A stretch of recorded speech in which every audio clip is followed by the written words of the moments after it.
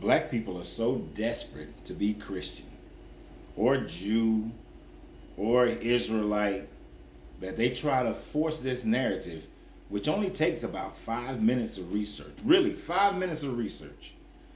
And you can debunk the whole first part of your argument, and once you do that, the rest of it doesn't even matter. So how did the Ethiopian Christian Bible get inside of Africa before any colonization ever happened? So you had this Axiom Empire around in the 300 CE.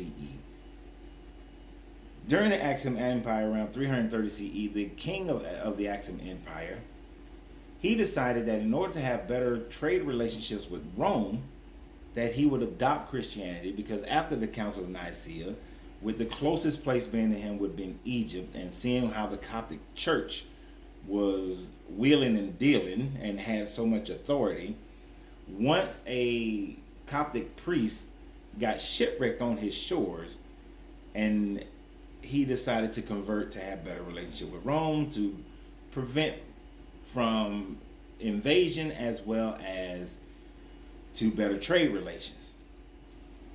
330. That's when the conversion happened.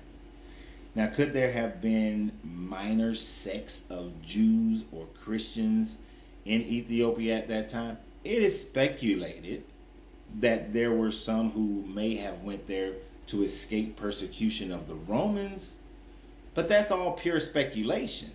There is actually no proof of that. In your books of Acts that says that a Ethiopian eunuch brought back the scrolls is purely based on your book. There's no archaeological or literature outside of the Bible that would validate that. Pure speculation. Now, I want you bring in colonization. You see, you and others of your ilk make it seem like Ethiopia and Egypt is the whole culmination of Africa. I see this common thought process every day. If you will,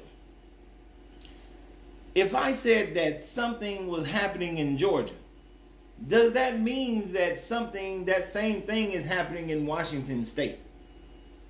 Because that would be the comparison.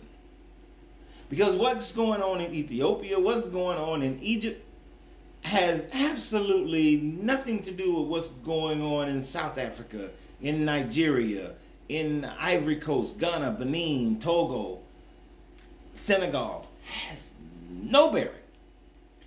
So because Christianity is now in Ethiopia in 330, because it was in Egypt, see, you'd have been better off saying Egypt, because Christianity entered Egypt somewhere in the early first century, well, in the late first century.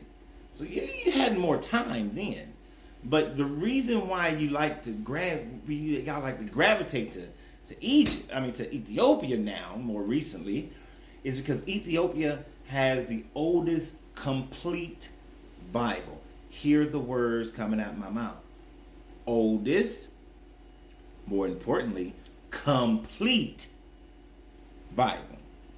And although that Bible got 81 books, it got way more than yours, then y'all ain't reading that book. Y'all not reading that book.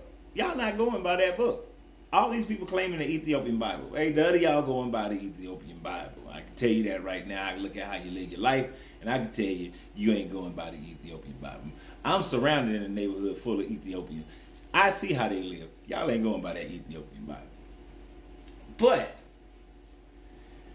even at that, the Ethiopian Bible wasn't, the oldest one is written around 500 CE, meaning 4+ centuries have went by since the supposed things happened. Do you know how much can change in that amount of time of telephone game? And the fact of the matter is this is the other part. What was going on there doesn't negate the brutality of the spread of Christianity in every other place. In every other place. it doesn't negate none of that.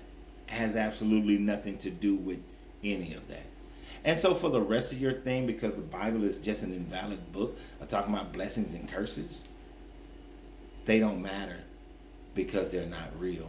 They're figmentations of your imagination, and that is all. So you have a great day. And remember always, you got to free yourself to be yourself because your greatness is non-negotiable. Good journey, good vibrations.